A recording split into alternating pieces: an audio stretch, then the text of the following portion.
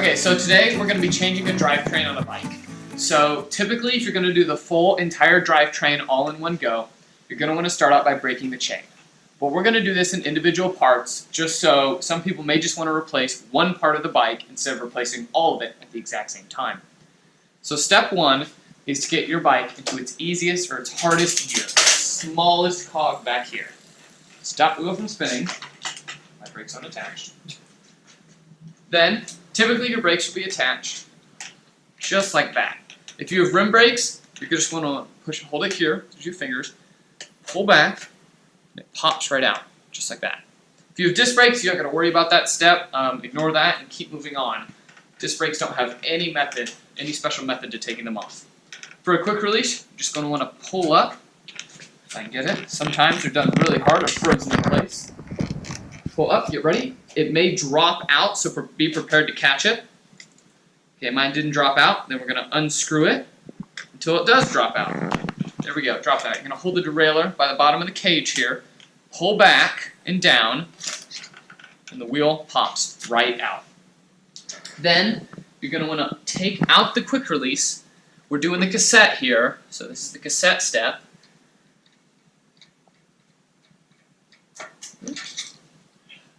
Make sure you save all parts and make sure they're all put together. You're going to want the springs to look just like that. Almost like an upside down Christmas tree or right side up Christmas tree.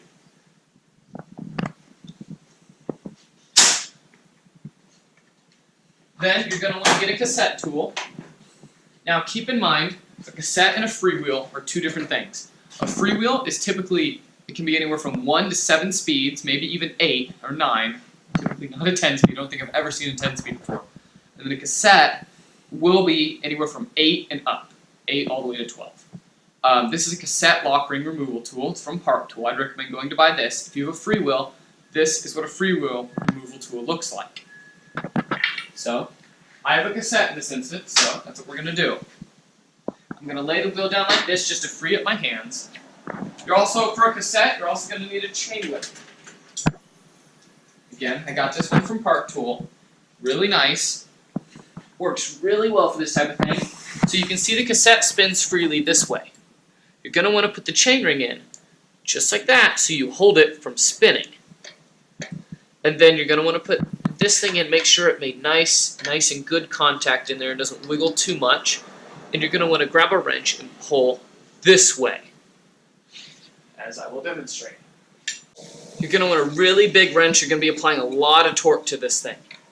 I'd suggest just using a big adjustable wrench instead of trying to find the right size for this.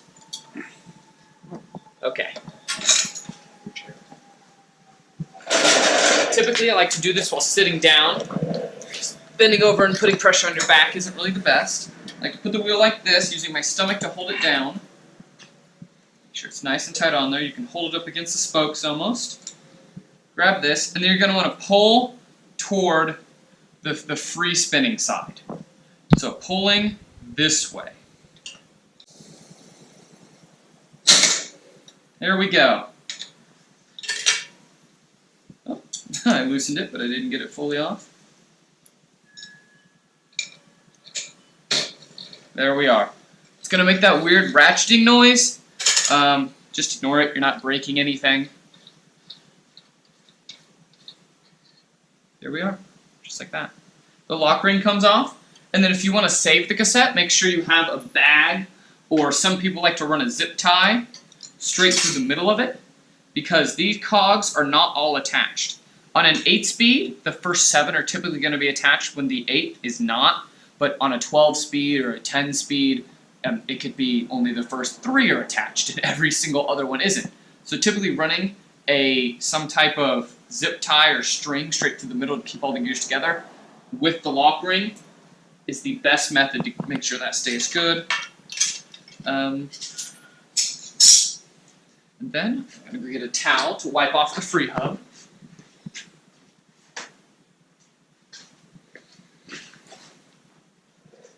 So this part right here is called the free hub. It's the part that the cassette sits on.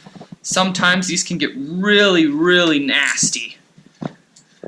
So wipe it off, make sure she's nice and clean. Some people tell you to apply grease before putting on the new cassette. I typically don't like to, as it turns your free hub into an absolute mess. And grease is typically used as a lubricant, and in this case we want as much friction as possible. If you have a concern, if your cassette is going to be staying on this bike for an extremely long amount of time, then I would say do put grease on it, because the cassette and the free hub can actually fuse together into one piece, but that's over who knows how many years. That's going to be quite a long time, and typically I go through a drivetrain a year on this bike. So I'm very rarely ever having a cassette on here for more than a year. Okay, clean her up nice and good, make sure everything looks great. Okay, mine looks pretty healthy, as it should with the new wheel set. Some people like to remove the dork disc while they're at it. This is the bike that I mess around with and don't really tune too often, so I like to leave it on there. If you're an experienced if you're experienced in the cycling community, and you know how to tune a derailleur and you're really good at it, then take the dork disc off. Go for it. If you're just figuring out how to do all this stuff, leave that thing on. It'll save your butt. It saved mine before. It may look stupid, but you can also go to a bike shop, and our bike shop near here actually gives out free dork discs, because we just have a giant stack of them sitting around. So if yours is looking nasty and it's starting to turn black or yellow, and you don't like the color, pop it off, go to the bike shop, they'll size it up, and they can bring you a new one. It may cost, it may not cost. It's just a way of making your bike look a heck of a lot better. So, and then we're going to go over here, we're going to grab the brand new cassette. I suggest, unless you're upgrading, I suggest buying the exact same cassette that you previously had, and that's what this is. This is an 11 to 32 tooth cassette, which is exactly what I had on there before. I'd also recommend, for the longest lifespan of a cassette, buying name brand, like Shimano or SRAM, instead of going off and buying some off-brand company. Of course, it's going to argue with you when getting out. There we go.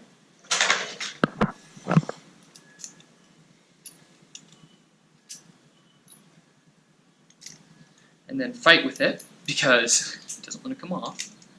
There we go. Okay, brand new cassette. There isn't really anything you've got to do to make sure on this cassette before putting it on the bike. They're typically out of the box, ready just to be slapped right on. Like I said, make sure you don't lose any of the cogs. I like to keep them around my thumb, so when I'm putting it on, I can slide them right back on. One thing you will notice is that these little grooves in here line up perfectly with grooves on the free hub. Each groove, or the majority of the grooves here, are the exact same size except two. One is bigger and one is small, and you can actually see that right here. Small groove, large groove, and then that is what the average size looks like. Those match directly with grooves on the cassette. So what I like to do is I like to locate the big one on the free hub. I like to locate the big one on here, which is going to be right here. Match those up, and it should just slide right on just like that. Same with this small little tooth. You may have to angle it a little bit to look right in there, but I think that's our big one right there. Pops right in. Put the lock ring right on top. Hand tighten her down a little bit. Grab your tool. Make sure it connects nice and good in there, so you're not going to strip anything. Tighten it down by hand. Make sure your cassette's pressed all the way onto your free hub before tightening it fully. And then with this, you don't have to use the chain ring. So as you see, the point of the chain ring was to prevent it from spinning backwards. In this instance, we don't have to worry about that because we have the grab of the free hub working with us. So just hold the wheel around the edges. Don't worry about that noise. You're not breaking anything. It's just it locking on there. You're going to want to put a lot of torque down on this thing. Not too much, but a decent amount. There we go. I'd say that's good. Okay. We have a fresh new cassette on there.